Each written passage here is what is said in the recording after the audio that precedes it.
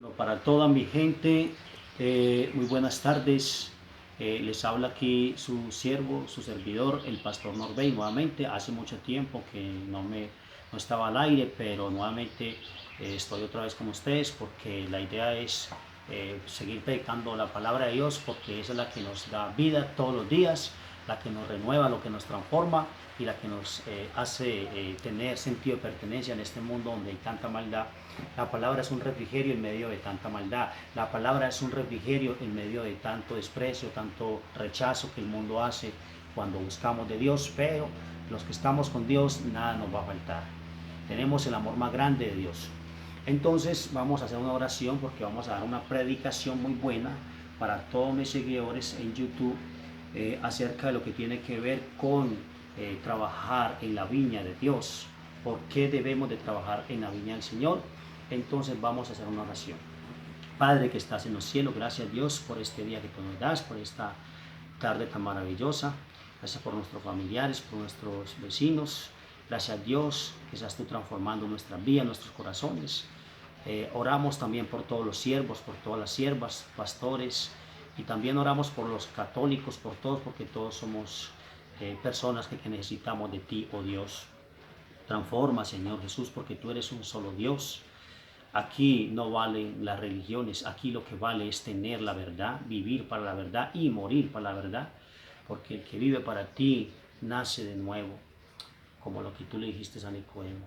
Padre, gracias, danos entendimiento acerca de este mensaje y lo que tiene que ver trabajando en la viña de Dios. ¿Qué es trabajar en la viña del Señor? Danos entendimiento, danos sabiduría, en el nombre de Cristo Jesús. Amén y amén.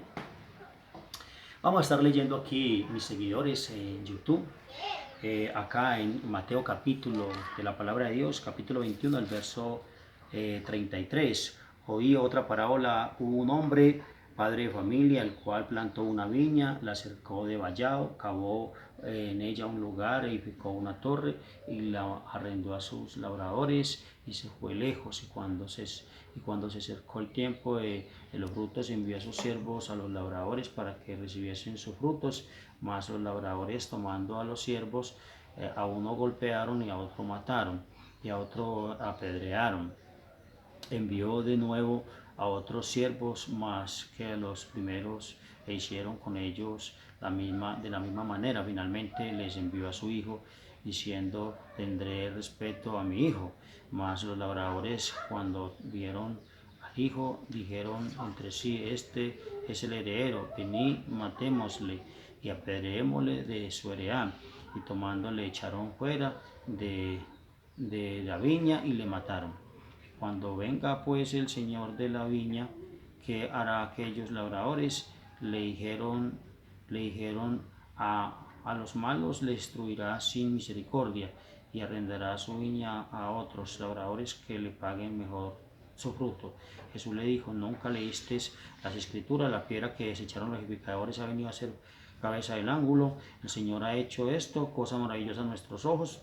Por tanto os digo que el reino de Dios será quitado de entre vosotros y será dado a gente que produzca sus frutos de él, los frutos de él. El que cayere sobre esta piedra será quebrantado, y sobre quien ella cayere le desmenuzará. Oyendo sus parábolas, los principales sacerdotes y los fariseos entendieron que hablaba de ellos, pero al buscar cómo echarle mano, temían al pueblo, porque le tenían por profeta. Vemos de que en el Antiguo Testamento Dios hizo de mil maneras para que el pueblo de Israel fuera edificado como un campo, como una torre, ¿cierto? Pero resulta de que cuando Dios envía a Jeremías, a Isaías, Oseas, Miqueas, Jonás, vemos de que en el Antiguo Testamento a ellos algunos apedrearon, mataron a sus profetas. Vemos de que no recibieron ese mandato como edificar sus vidas, porque Dios les hablaba la verdad con amor. También les hablaba por medio del juicio, para que algunos fueran edificados, pero quizás muchos no entendieron o rehusaron creer al mandato de la palabra de Dios para ser transformados como esa viña que Jesús pone como parábola. Pero vemos de que gloria al Señor Jesús, alabado sea su nombre. Vemos de que algunos fueron edificados del pueblo de Israel, ¿cierto? Pero vemos de que otros no fueron edificados, aunque Él envió profetas, aunque Él hizo hasta lo imposible de mil maneras de que el pueblo fuera edificado. Pero algunos profetas fueron apedreados, fueron matados, fueron acribillados porque habían corazones de piedra que no entendían o que rehusaban creer al mandato de la palabra de Dios como palabra transformadora. Vemos hoy en día lo mismo,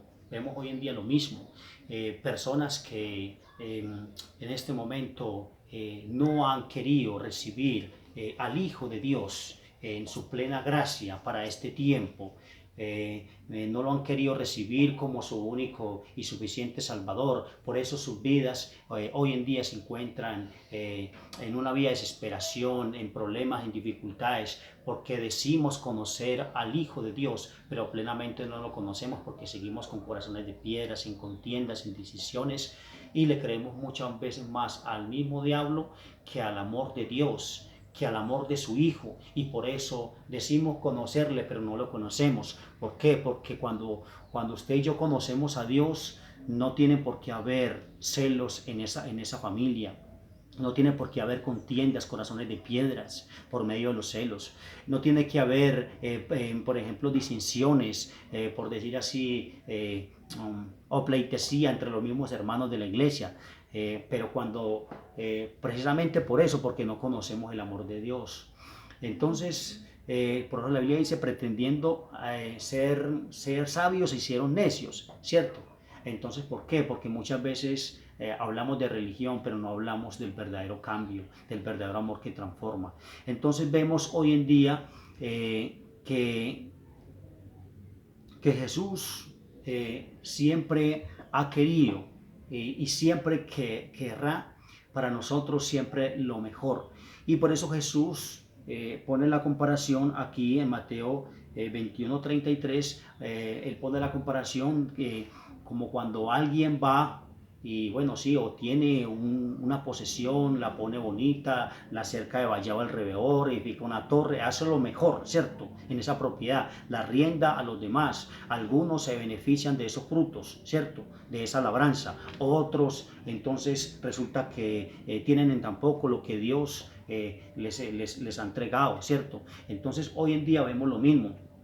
Vemos que Jesús pone esa comparación de ese hombre que hace todo lo más hermoso, lo más bonito, pero entonces ¿qué pasa? Unos se benefician, da fruto, ¿cierto? Para el reino, ¿cierto? En este caso, a otros tienen en tan poco, roban al propietario de esa propiedad, o bueno, o le quitan lo que le pertenece a Dios, ¿cierto? Entonces, ¿qué es lo que Dios quiere hoy?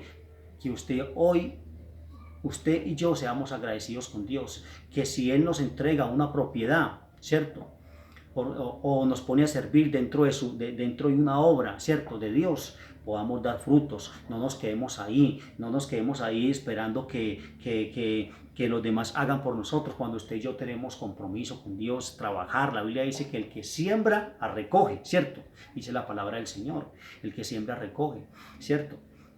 Entonces Dios quiere que usted y yo hoy sembremos para el reino, recojamos para el reino, ¿sí? Que si el Señor te entregó un carro, que el Señor te entregó una propiedad, no la tengas en tan poco. Antes usted reproduzca más, o haga que se acrecenten más esos bienes, porque la Biblia dice que a uno le dieron ¿cuántos talentos? La Biblia dice que a uno le dieron un talento, dice que fue lo enterró y no hizo nada con él. Fue un mal labrador, pero dice que a otro le dieron 2 talentos y trajo otros 2 talentos, fueron 4 talentos, a otro le dieron 5 talentos y trajo otros 5, fueron 10 talentos. Entonces, ¿qué pasa? Los de un talento son los malos labradores, los que el Señor les entrega ese llamado, ese ministerio, o le entrega esa posesión y la tienen tampoco, no la ponen a producir, ni ganan almas, ni tampoco acrecentan más los bienes que Dios le ha entregado, porque ¿qué es lo que quiere Dios? No que simplemente tengamos bienes, sino que podamos compartir con aquellas personas que más lo necesitan. O si usted no tiene bienes, pero tiene la capacidad de predicar la palabra de Dios y ganar almas para el reino, sería de gran utilidad porque la Biblia dice que Dios envió a su Hijo para que ninguna alma se pierda, sino que todos procedan al arrepentimiento. Y dice que el que siembra, dice que recoge, dice la palabra del Señor, sea en lo uno, sea en lo otro, pero la Biblia dice que no va a quedar en vano. Dios es poderoso para hacer de que usted sea una fuente de transformación en muchas vidas. Y eso es lo que Dios quiere, porque Él no quiere que ningún alma se pierda, sino que todos procedan al arrepentimiento. Lo dice claramente en San Juan 3:16, porque de tal manera Dios amó al mundo que dio a su Hijo unigénito para que todo aquel que en él crea no se pierda, mas tenga vida eterna. Así que el que siembra recoge, ¿cierto? Entonces, ¿qué pasa? Vemos de que la iglesia primitiva no se tuvo ataques directamente de los fariseos, de los escribas, de Herodes, ¿cierto? Tuvo ataque de Pilato, sí, pero ellos, en medio del caos, en medio de muchas pruebas, de muchas dificultades, ganaron muchas almas, extendieron el reino, sí, en Judea, en Samaria, ¿cierto? En Sidón, ellos ganaron muchas almas. ¿Por qué? Porque ellos estaban llenos del conocimiento de Dios. Plenamente este es lo que Dios quiere para nosotros. Por eso el mensaje hoy es ganando almas para el reino, ¿sí? No teniendo en tan poco lo que Dios te ha dado. Si Dios te da un ministerio, te da una familia, no tengas en tan poco eso. Sigue ganando para el reino, sigue cosechando para el reino, que Él te hará la recompensa. La Biblia dice, el que venciere heredará todas las cosas, y yo seré su Dios y él será mi hijo. Pero los cobardes, los abominables, los hechiceros, dice que no tendrán parte en el reino. ¿Por qué? Porque Dios no le gusta a los cobardes, Dios le gusta es a los que comienzan bien y terminan bien. En el nombre de Jesús, amén. Para todos mis seguidores en el canal de YouTube, suscríbase, dele like a la palabra de Dios, me gusta. Y compartan. Y compartan también, porque es un mensaje de transformación para todas las almas de Chile, de Uruguay, Paraguay, hasta para Rusia y Ucrania, porque no pasará de la ley, ni una jota ni una tilde pasará la ley hasta que todo se haya cumplido. Así que a buscar de Cristo, porque es la mejor oportunidad para ti, para mí, porque separados de mí nada podéis hacer, dice la palabra del Señor. Separados de mí nada podéis hacer, dice la palabra del Señor. En el nombre de Jesús, amén. A todos mis seguidores en YouTube, Dios me les bendiga con ustedes, el pastor Norbey. Amén y amén.